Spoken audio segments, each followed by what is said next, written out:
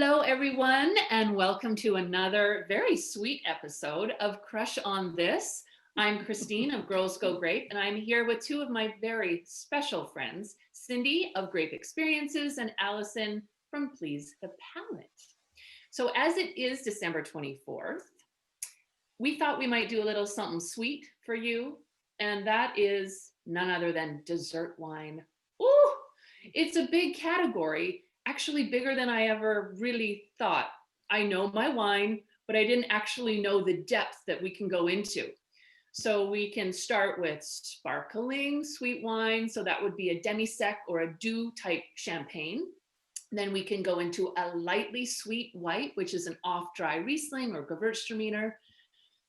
Then my favorite probably is the third category, which is sweet, very sweet white wine, where my favorite wine word ever in my life exists, and that is Trockenbeeren Auslese. Oh, I love saying that word. Hey, Christine, you know, to do that, what has to happen to that grape in order to do a Trockenbeeren Auslesen? It's gotta be really sweet. Ostracized. You need noble rot. Well, noble rot is Trockenbeeren Auslese, late harvest, botrytized. It's called botrytis affected. So yes. Anyway, but we're not talking about that right now. Okay. And then, so in that category is Icewine, and in that category is Sauterne. Fourth category is sweet red wines, and there's where you would find maybe a sweet style Lambrusco. And then the fifth is fortified, which is port, Madeira, sherry, and something that we will circle back to on this lovely panel of trio ladies talking about wine. So all of that, Cindy, I have a question for you. Yes, Christine. You just finished a meal at a restaurant. And will you order a glass of dessert wine, or would you order a piece of cake or a confectionery? You know, I would order maybe some small cookies or a very small portion of a confection, but I would pair it with a dessert wine.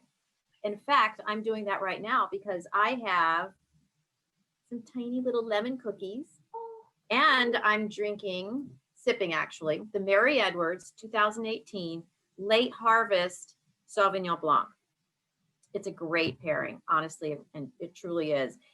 Mary Edwards, Mary Edwards is from Sonoma, and we think of Pinot Noir when we think of Mary Edwards. Well, many of us do, but not many people would think of Late Harvest Sauvignon Blanc, and they don't really produce it every single year either.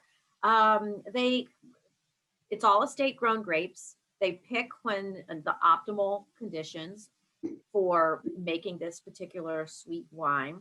It's not cloyingly sweet, which I love about this because I'm not a huge sweet person. Well, I am sweet, but I don't like go for all those sweet foods. Christine, you're not laughing here. You're not laughing, Christine. So on the nose, yeah, honey and apricot and just all those beautiful beeswax, orange peel, baking spice. It's just really nice. Yum. And it's a perfect ending to a meal.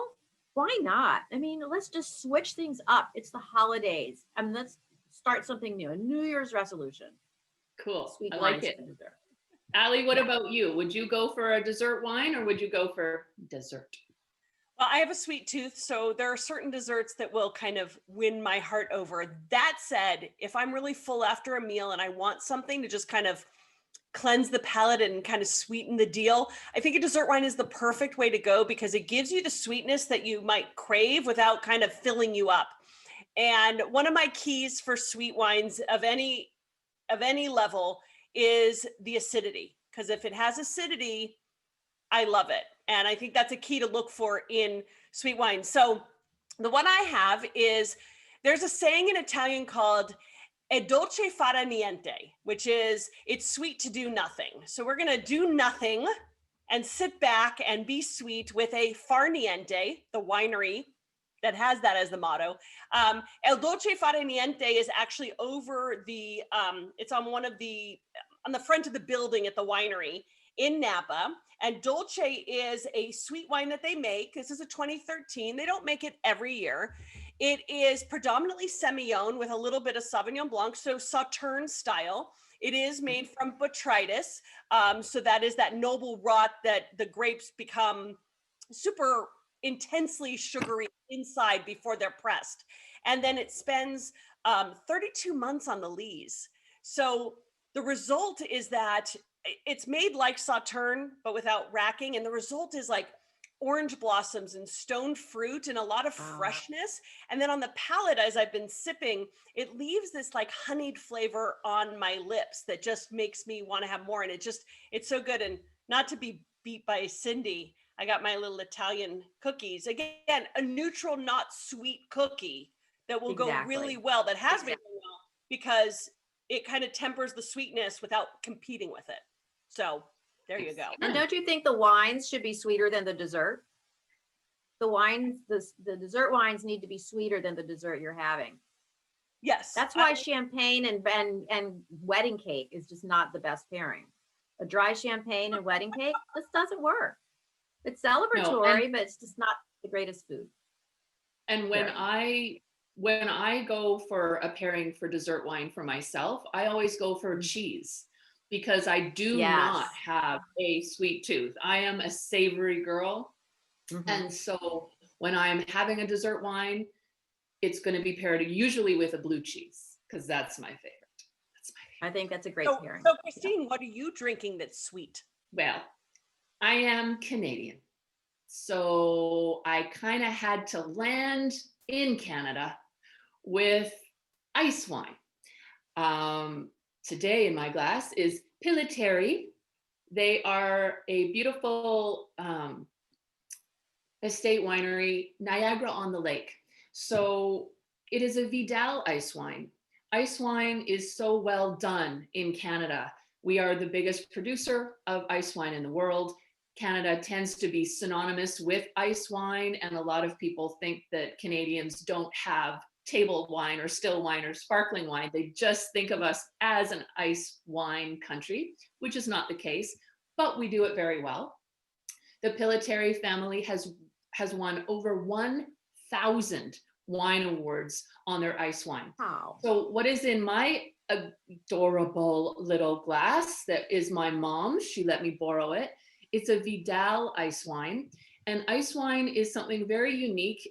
Again, regarding conditions, has to be picked at -8 degrees Celsius or 17.6. Yeah, Fahrenheit. That's right. Thank you. And it's naturally frozen. So these grapes are frozen on the vine, and it's unctuous yet bright in acidity. I love that combination. And this is beautiful, this Vidal. Most people think of it as, ice wine with Riesling.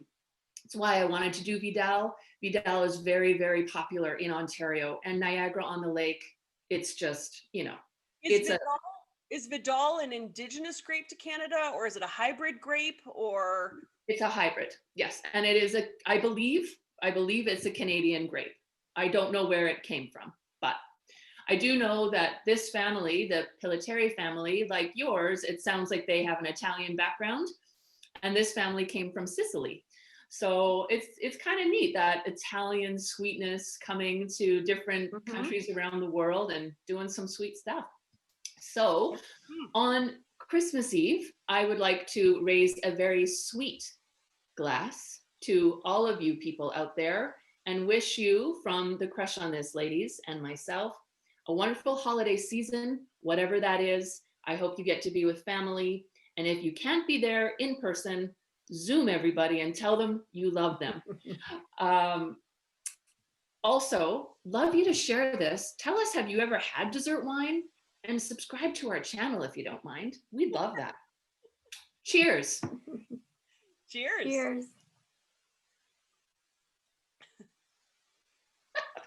Okay, I like that down the hatch thing you just did, Allison.